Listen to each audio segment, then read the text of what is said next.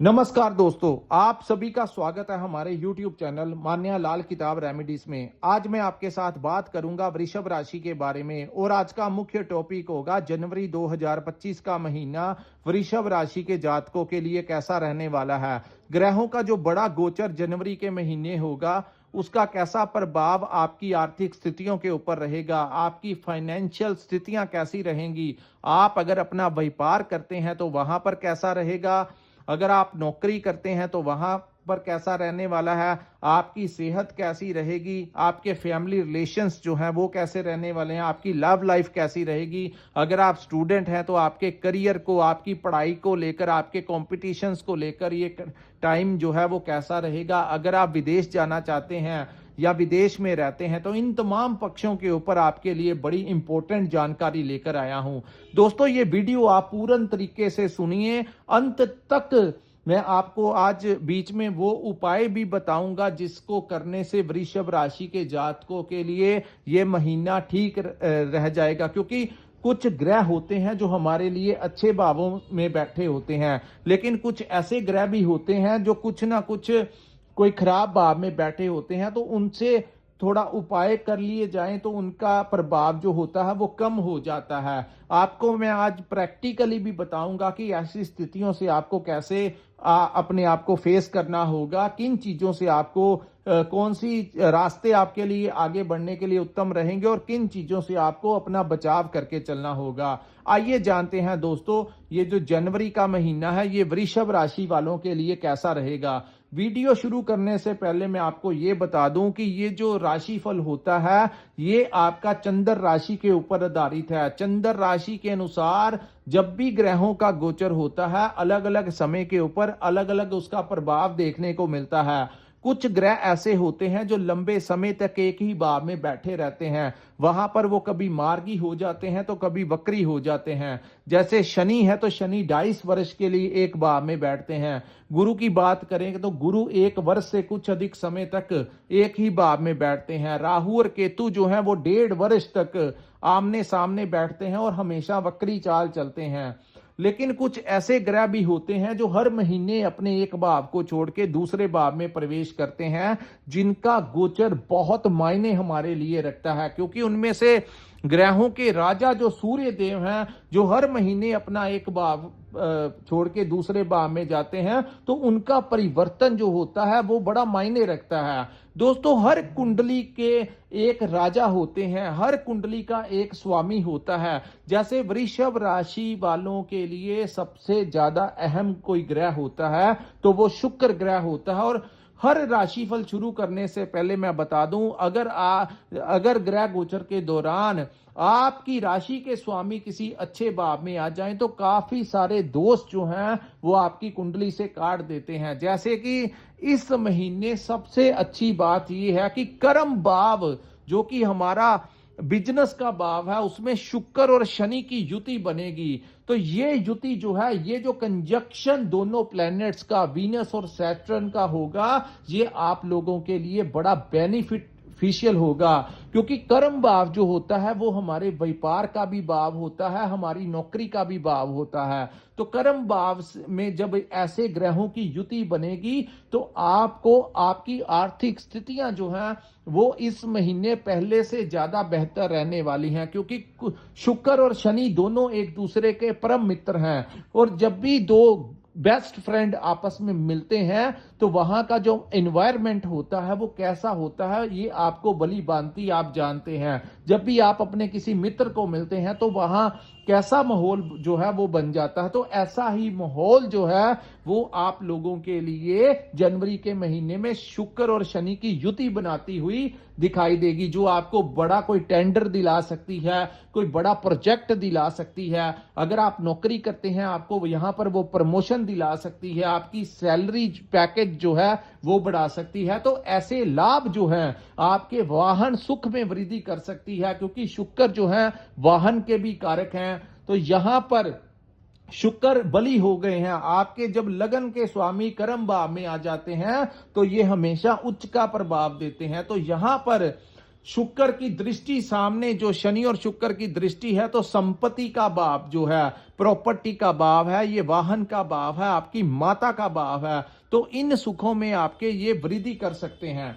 उसके बाद हम बात करते हैं दोस्तों शुक्र जो कि विदेश के कारक हैं। सो जो लोग इंपोर्ट एक्सपोर्ट का काम करते हैं, फैशन इंडस्ट्री से जुड़े हैं, फिल्म लाइन के साथ जुड़े हैं, जो लोग लग्जरी आइटम्स का काम करते हैं, जो लोग सोशल मीडिया से जुड़े हैं, जिन लोगों का सोर्स ऑफ इनकम किसी विदेशी भाव के साथ है, उन लोगों के लिए ये गोल्डन पीरियड, ये टाइम जो है वो गोल्डन पीरियड से कम नहीं होगा।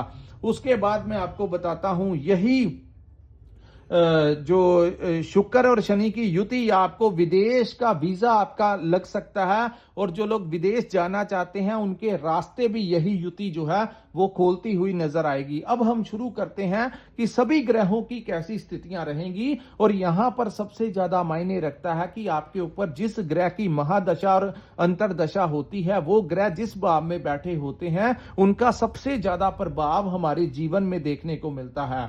आइए जानते हैं गुरु ग्रह के बारे में। तो दोस्तों, गुरु जो है वो आपके लगन भाव में वक्री अवस्था में बैठे हैं, और आपके लगन के स्वामी आपके कर्म भाव में उच्च के होके बैठने से यहां पर गुरु का परिणाम भी जो होगा वो आपके लिए शुभ हो जाएगा।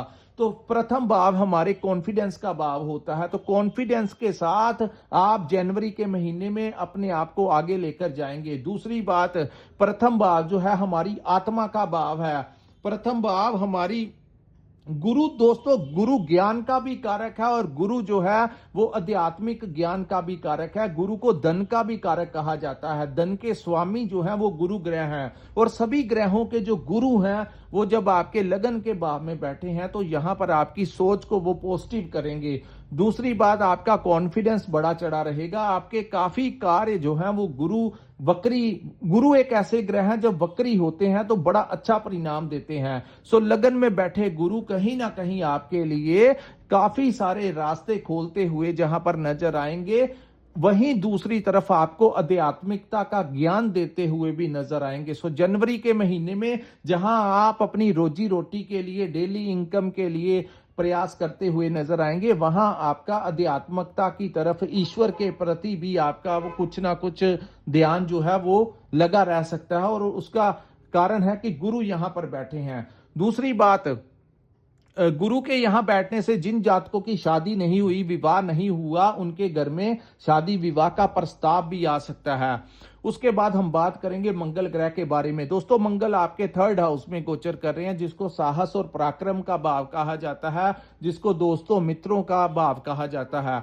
तो 3rd हाउस में मंगल के गोचर के कारण, हालांकि मंगल यहां पर वक्री अवस्था में रहेंगे, लेकिन आपको कहीं ना कहीं आपके काम काज में आपको साहस और आपका पराक्रम जो है वो बड़ा चढ़ा जो है वो रहेगा। अपने किसी भी कार्य को वृषभ राशि के जातक पेंडिंग में नहीं रखेंगे। आपके जो दिमाग होगा वो यही होगा कि आप आज का काम जो है वो आज के ऊपर ही निपटाएंगे, तो आपके लिए बढ़िया रहेगा। तो यहां पर मंगल, क्योंकि ये मंगल का पक्का भाव है, तो मंगल आपको यहां पर इन स्थितियों से अच्छा रिजल्ट देंगे, लेकिन कहीं ना कहीं किसी दोस्त मित्र के साथ आपका विवाद करवा सकते हैं, तो उनसे आपको थोड़ा सा बचाव करके चलना पड़ेगा। उसके बाद हम बात करेंगे पंचम भाव में बैठे केतु ग्रह के बारे में। दोस्तों, पंचम भाव जो होता है हमारी संतान का भाव होता है। इस समय आपके संतान प्राप्ति के प्रबल योग बनेंगे, लेकिन पंचम भाव के स्वामी जो हैं वो अष्टम भाव में 7 जनवरी 2025 को आ जाएंगे। तो ये ज्यादातर अष्टम भाव में ही बुध जो है वो रहेंगे। सो आपके द्वितीय भाव और पंचम भाव के स्वामी अष्टम भाव में जाने से आपकी संतान के साथ कोई विवाद हो सकता है। इस समय संतान के करियर को लेकर, उनकी हेल्थ को लेकर, उनकी लाइफ को लेकर कोई ना कोई चिंताएं जो है वृषभ राशि के जातकों को लगी रह सकती हैं। दूसरा, ये समय उचित नहीं होगा अपनी संतान से किसी प्रकार का विवाद करने का, और अगर आपकी संतान कोई व्यापार करती है तो उनके साथ किसी भी प्रकार का पार्टनरशिप में आपने काम नहीं करना, उनको पैसा नहीं देना, अन्यथा आपका पैसा जो है वो डूब सकता है। क्योंकि आपके संतान भाव के स्वामी और आपके धन भाव के स्वामी अष्टम भाव में जाने से दोस्तों 2nd हाउस जो है, ये जो दूसरा भाव है, क्योंकि बुध जो है वो मिथुन के और कन्या के स्वामी है। सो दूसरा भाव धन का भाव, दूसरा भाव कुटुंब का भाव, हमारे परिवार का भाव, तीसरा ये वाणी का भाव है। तो धन किसी गलत जगह के ऊपर आपका इन्वेस्ट ना हो जाए। आपको थोड़ा सा सतर्क रहने की जरूरत है, खास करके शेयर मार्केट और स्टॉक मार्केट में। कोई भी वैसा काम जो शॉर्टकट में करना होगा, आपको वैसा कार्य नहीं करना, क्योंकि उस भाव के स्वामी खाई में चले जाने से आपको ज्यादातर यहां पर वो नुकसान करवा सकते हैं। हालांकि अगर लॉन्ग टर्म में चलेंगे तो आपको आपके लिए अच्छा होगा, लेकिन इन्वेस्टमेंट जो है आपने किसी शॉर्ट टर्म पीरियड के लिए नहीं करनी, अन्यथा आपका यहां पर वो नुकसान करवा सकते हैं। कुटुंब भाव जो है हमारी परिवार का भाव है, तो उनके साथ बातचीत करते, क्योंकि बुध जो है वाणी के भी कारक है। जहां बुध को व्यापार का कारक कहा जाता है, वहां बुद्धि का कारक कहा जाता है। वहीं आपकी वाणी, आपकी जो स्पीच है, आप कैसा किसी के साथ बात करते हैं, आपकी कम्युनिकेशन कैसी है, तो उसका कारक जब अष्टम भाव में जाएगा तो खास करके आपको वाणी के ऊपर कंट्रोल करके चलना पड़ेगा, नहीं तो परिवारजनों के साथ आपका कोई मनमुटाव जो है वो हो सकता है। तो आपको थोड़ा सतर्क रहने की जरूरत है। किसी के साथ बातचीत करते हुए आपको ये बातों का ध्यान देना होगा, अपनी वाणी के ऊपर थोड़ा नियंत्रण करके चलना होगा। बुध एक ऐसा ग्रह है जो कई बार मुख से कहना कुछ और निकलवा कुछ और दे। सो आपको इस महीने बुध के उपाय जरूर करने चाहिए, जैसे कि गाय को हरा चारा आप लोगों को खिलाने से यहां पर बुध के दुष्प्रभाव को कहीं ना कहीं आप कम करेंगे। वहीं आपकी संतान का भी यही उपाय आपके लिए होगा। अगर आप स्टूडेंट हैं, क्योंकि पंचम भाव जो है वो स्टडी का भी भाव है, शिक्षा का भाव है, तो कहीं ना कहीं स्टूडेंट्स को अपने करियर को लेकर कोई चिंताएं रह सकती हैं। वृषभ राशि वालों को अपने करियर को लेकर, अब नए नए अवसरों को लेकर कैसे मैनेज करना है, क्योंकि बौद्धिक क्षमता का भी पंचम भाव है, तो वहां का स्वामी अष्टम में जाने से कहीं ना कहीं मैनेजमेंट में कोई कमी रह सकती है। अपने एम्प्लॉयज के साथ, अपने डिपार्टमेंट में आपके अधीन जो काम लोग करते हैं उनको मैनेज करने में, अपने पैसों को, अपने धन को मैनेज करने में, परिस्थितियों को मैनेज करने में कुछ ना कुछ कमी जो है वो वृषभ राशि वालों को रह सकती है। तो ये सबसे बेस्ट उपाय मैंने आपको बताया कि हरा चारा गाय को खिलाइए, पालक खिलाइए, हरी मूंग की दाल जो है वो आप मंगलवार की रात को भिगो दें, या रोजाना आप रात को एक थोड़ी सी दाल भिगो दें और सुबह उसको पक्षियों को डालने से काफी हद तक यहां पर बुध के दुष्प्रभाव को आप रोक सकते हैं। उसके बाद हम बात करते हैं दोस्तों सूर्य के बारे में। सूर्य आपके अष्टम भाव में गोचर कर रहे हैं, जो कि 14 जनवरी 2025 तक यही बैठे रहेंगे। सूर्य भी अष्टम भाव में गोचर कर रहे हैं। सो अष्टम भाव जो होता है हमारी हेल्थ से रिलेटेड होता है। अष्टम भाव हम सूर्य जो है पिता के कारक हैं। सूर्य जो है दोस्तों ये हमारी रेपुटेशन के कारक हैं, राज दरबार के कारक हैं, सरकार के कारक हैं। तो कहीं ना कहीं किसी भी विवाद में आपको नहीं पड़ना, अन्यथा कोर्ट केस आपके ऊपर हो सकता है। कोई किसी के बारे में आपको चुगली वगैरह नहीं करनी। कोई सामने वाला आपकी मोबाइल की रिकॉर्डिंग कर सकता है और सामने वाले को सुना सकता है, जिसके कारण आपको यहां पर वो बाद में हरासमेंट हो सकती है। तो इसके बारे में आपको थोड़ा सा बचाव करके चलना पड़ेगा। किसी की फटे में आपको टांग नहीं अड़ानी। खास करके जो लोग सरकारी नौकरी करते हैं उन लोगों के लिए, अगर आपको कोई रिश्वत देने की कोशिश करता है या कोई गलत गैर सामाजिक काम करवाने की आपसे कोशिश करता है, तो किसी बड़े ट्रैप में मत आ जाना। अन्यथा दोस्तों धन जो है इंसान कमा सकता है, लेकिन इज्जत कमाने में, अपनी रेपुटेशन बनाने में बड़ा समय लगता है और एक पल जो होता है वो गंवाने में लगता है। तो यहां पर मैं आपको यही कहूंगा कि कोई ऐसा कार्य मत करना जो आपकी रेपुटेशन को खराब कर दे। तो सूर्य, क्योंकि सूर्य ज्यादातर आपको 14/1/2025 तक अपना थोड़ा सा ध्यान देना होगा। पिता की सेहत को लेकर कुछ मेडिकल ट्रीटमेंट वहां पर उनका करवा सकता है। वहीं सूर्य यहां पर आपके लिए आपके मान सम्मान के लिए, सूर्य क्योंकि मान सम्मान का कारक है, तो किसी ना किसी प्रकार से आपको किसी भी प्रकार की ऐसी स्थितियों में नहीं अपने आप को फंसाना जो आपकी रेपुटेशन को बाद में खराब कर दे। तो इन चीजों से आपको थोड़ा सा बचाव करके चलना होगा। उसके बाद हम बात करते हैं 14 के पश्चात 14/1/2025 को मकर संक्रांति होती है, जिस दिन सूर्य देव धनु राशि को छोड़कर मकर में प्रवेश करते हैं और सूर्य फिर आपके भाग्य भाव में आ जाएंगे।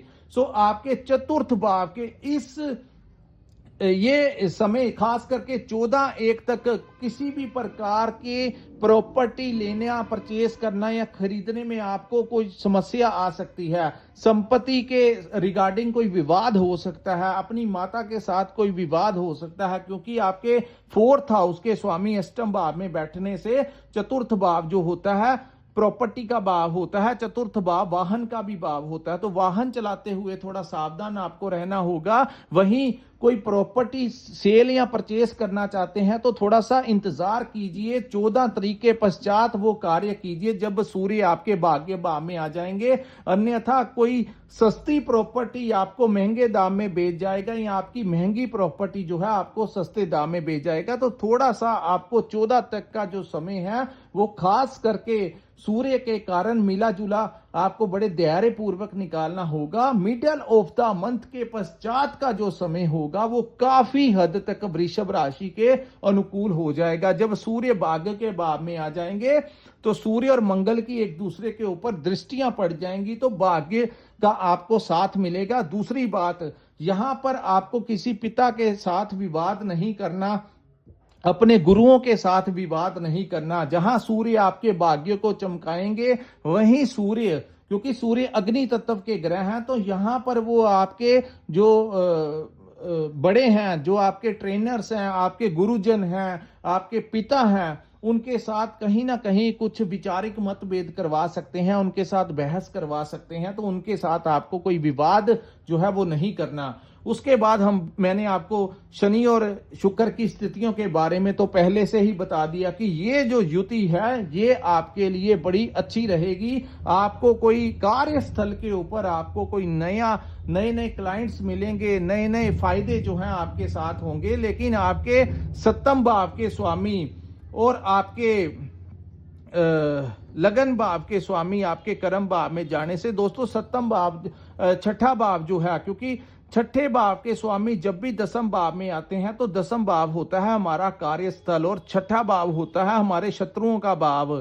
तो आप लोगों के कार्यस्थल के ऊपर शत्रु भी बढ़ सकते हैं, यानी कि आपके कॉम्पिटिटर्स जो हैं बढ़ सकते हैं। वो आपके खिलाफ राजनीति करने की सोच सकते हैं, आपके खिलाफ कोई कूटनीति डिप्लोमेटिक तरीके से आपको कोई नुकसान पहुंचाने की कोशिश कर सकते हैं। लेकिन यहां पर शनि और शुक्र की युति आपका नुकसान होने नहीं देगी।